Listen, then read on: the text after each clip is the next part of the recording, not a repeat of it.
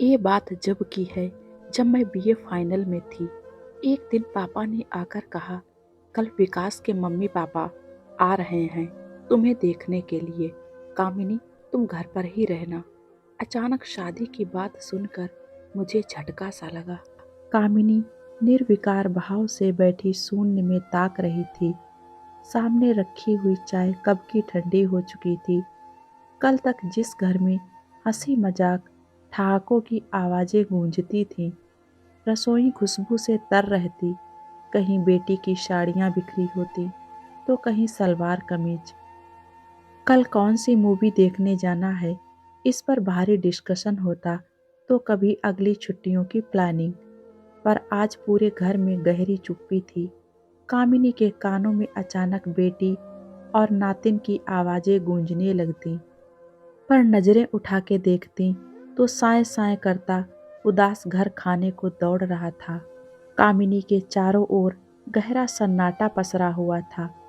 कामिनी ने एक गहरी सांस ली और उठ के खड़ी हो गई। बालकनी में टहलते हुए कामिनी ने नीचे देखा। बगीचे में खेलते हुए बच्चों को देखकर फिर स्वीटी की याद आ गई। एक हुक सी उठी भीतर से जो उसकी आंखें भिगो गई। बिल्कुल नीरू पर गई है स्वीटी। हाँ, नीरू भी तो इतनी ही थी जब उसकी गोद में आई थी। वक्त पंख लगाए कैसे उड़ जाता है पता ही नहीं चलता। क्या दीदी, आपने चाय भी नहीं ली? तबीयत तो ठीक है ना आपकी?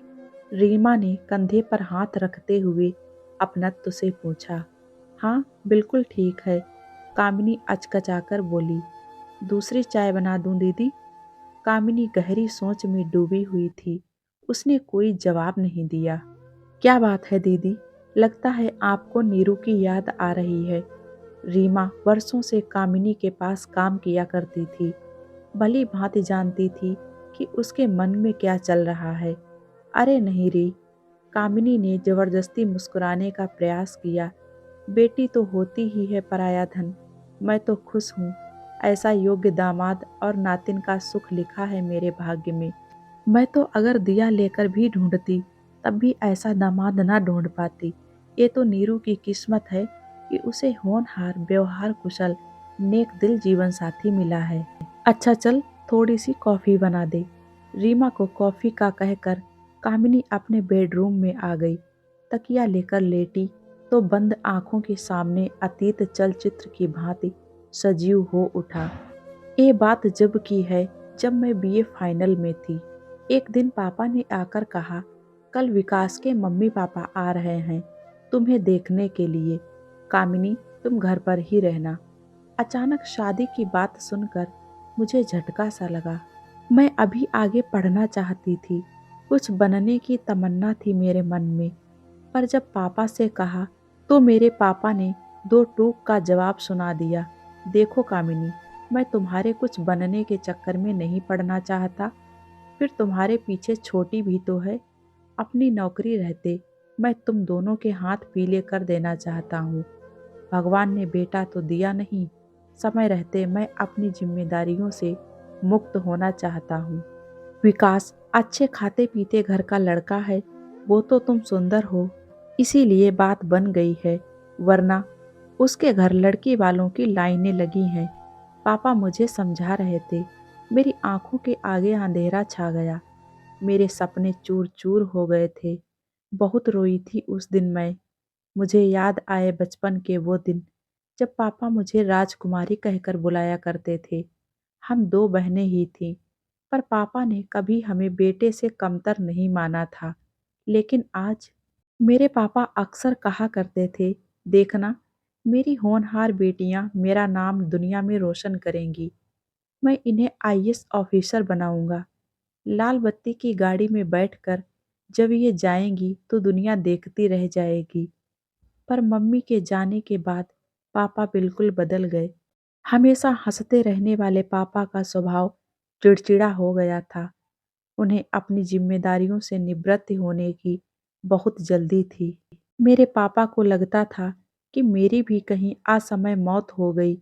शायद ये भय उनके डिप्रेशन का कारण बन गया और लील गया हमारे तमाम सपनों को। मैंने और छोटी बहन दामिनी ने बहुत कोशिश की, पर पापा को डिप्रेशन से बाहर नहीं निकाल पाए। अब तो उस घर में वही होता जो मेरे पापा कह देते। जिस दिन विकास अपने मम्मी पापा के साथ में मुझे देखने आए थे, उसी दिन मेरी और विकास की सगाई पक्की हो गई और परीक्षाएं खत्म होते ही विवाह हो गया। सब कुछ इतना आनन फानन में हुआ कि सोचने और समझने का मौका ही नहीं मिला। वैसे विकास भी मुझे पसंद आ गए। लंबा कद, गौर वर्ण और उसका शायराना अंदाज। अब मेरे सपनों में था विकास, और सिर्फ विकास। मेरी पापा से सारी शिकायतें रफा दफा हो गईं और मुझे विकास से प्यार हो गया था। सच, लड़कियां भी बड़ी अजीब होती हैं। उनकी जिंदगी में इश्क का मौसम आते ही वे सब कुछ ड्रॉप कर देती हैं। सारे सपने, ख्वाहिशें, तमन्नाएं कर देती हैं प्रेम के हवाले। आई एम इन लव, इस वाक्य के सहारे वो सब कुछ छोड़कर बस उस शख्स के साथ में उड़ जाती हैं, सपनों के रंगीन आसमान में, जिसे कल तक वो जानती ही नहीं थी। एक शख्स के मिलते ही नए सपने परवान चढ़ने लगते हैं। इंद्रधनुषी ख्वाहिशें नए सिरे से जिंदगी की फलसफा तय करने लग जाती हैं। पूरी दुनिया को उसी नज़र से देखने लगती हैं जिन आंखों में उसे खुद के लिए प्यार दिखाई देता है। शादी के बाद ठीक ऐसा ही हाल मेरा भी था। विकास को देखकर दिन शुरू होता तो रात होती विकास की बाहों में। मैं वही कपड़े पहनती जो विकास को पसंद था, वही काम करती जो विकास को पसंद होता। मेरी सोच, विचार सब पर विकास का कब्जा था। विकास के प्यार का जादू मेरे सर चढ़कर बोल रहा था। मेरी जिंदगी विकास से शुरू होकर उसके आगे पीछे लट्टू की तरह नाच रही थी। शादी के 1 महीने भर बाद हम लोग हनीमून मनाने के लिए गोवा चले गए। गुलाबी सुबह, सुहानी शाम, समंदर की लहरें, खुशनुमा माहौल, पींगे भरता इश्क, गीली रेत पर निशान छोड़ते कदम, बाहों में बाहें और आंखों में आंखें डाले एक दूसरे का साथ।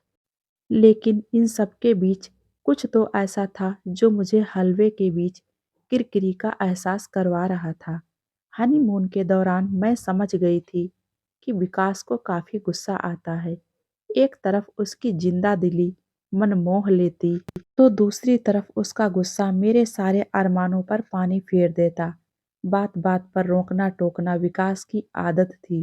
पल में तोला, पल में माशा। विकास का बर्ताव मेरे सामने बहुत से प्रश्न चिन्ह छोड़ रहा था। पर किससे कहती, क्या कहती? 10 दिन गोवा में बिताकर हम लोग इलाहाबाद के लिए लौट आए थे। धीरे धीरे मेरी समझ में आ गया कि विकास जिद्दी, क्रोधी और गुस्सैल स्वभाव वाला मनमौजी इंसान था। उसके लिए वही सही था जो उसने कहा। किसी और की बात सुनना, मनाना उसे गवारा नहीं था। मैं सब कुछ जान गई थी, पर मैंने सोचा मैं अपने प्यार से विकास की बुराइयों को अच्छाइयों में तब्दील कर दूंगी। बस इसी प्रयास में मैं खुद को उलझाती गई। मेरा समझाना विकास को हमेशा उपदेश लगता। वो झल्लाकर चीख पड़ता। संयुक्त परिवार में मुझे सबके सामने बार बार अपमानित होना पड़ता।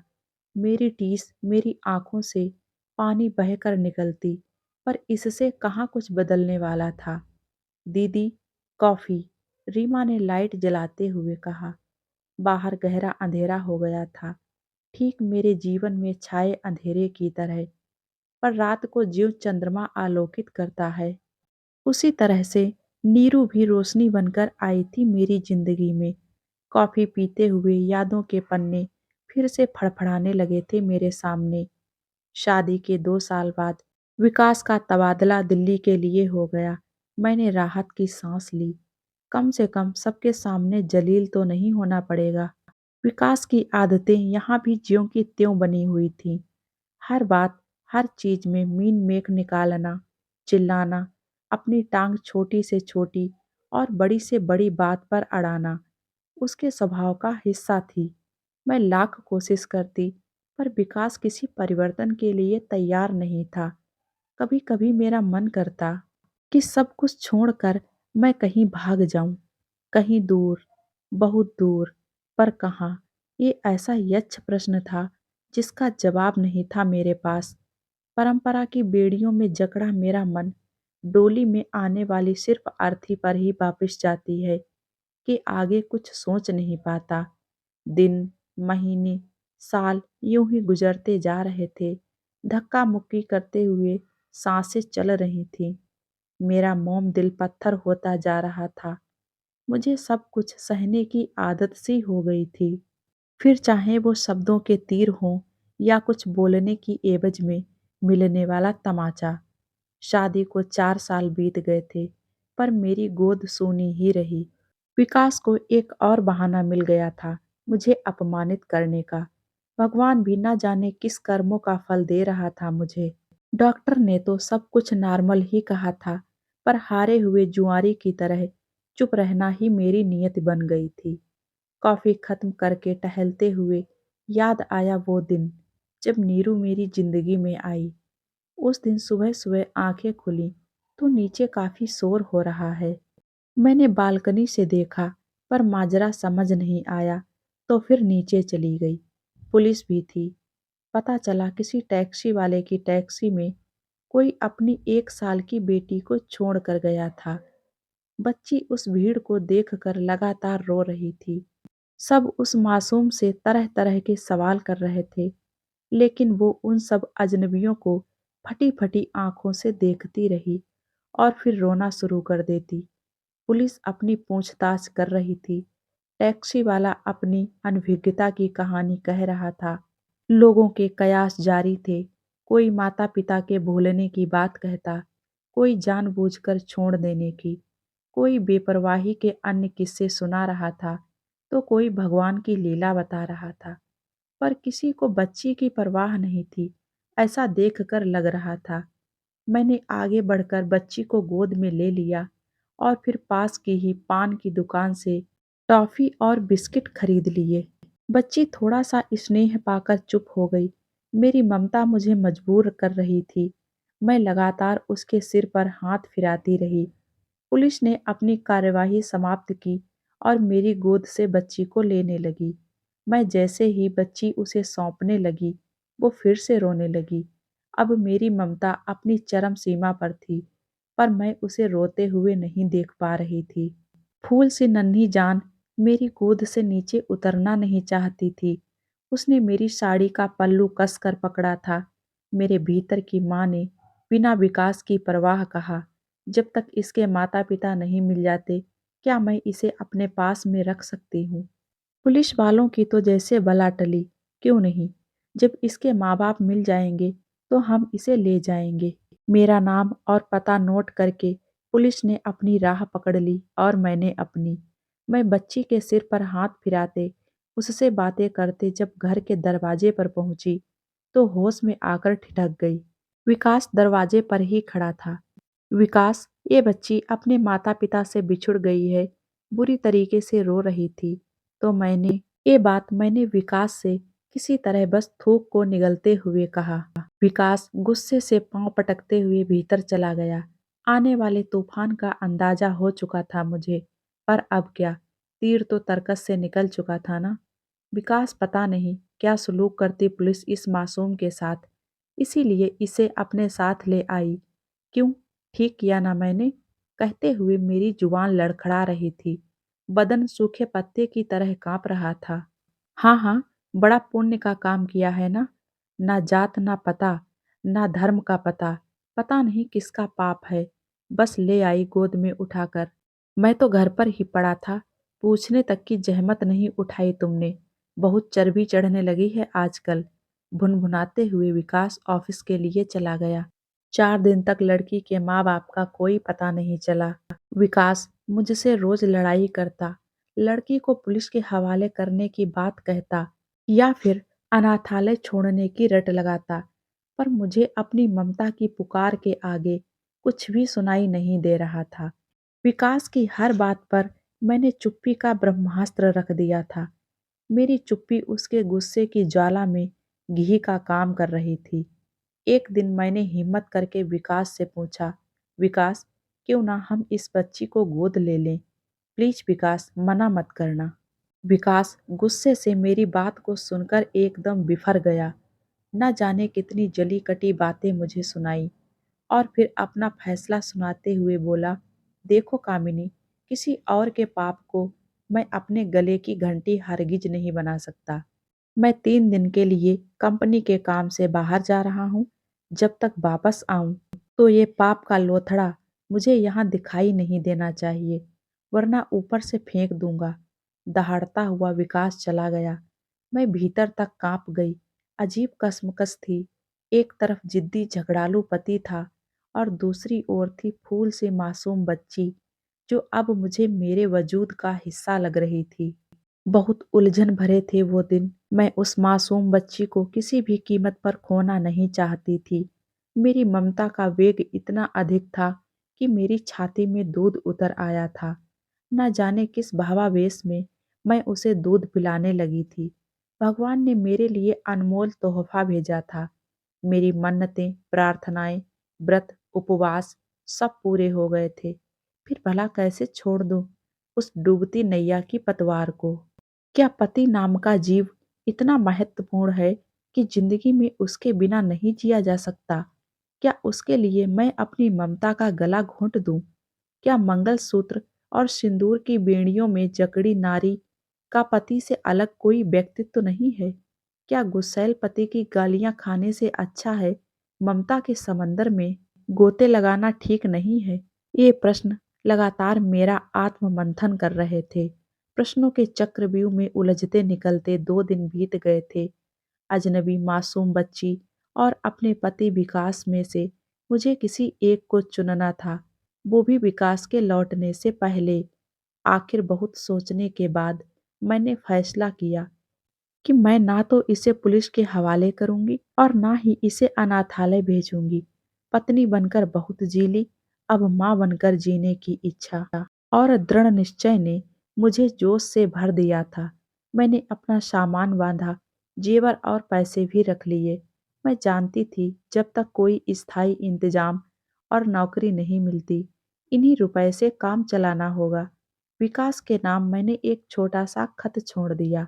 विकास, मैं जा रही हूँ, पत्नी बनकर जी ली। मुझे नहीं लगता कि तुम्हें मेरी कोई खास जरूरत होगी। आज इस मासूम को मेरी जरूरत है।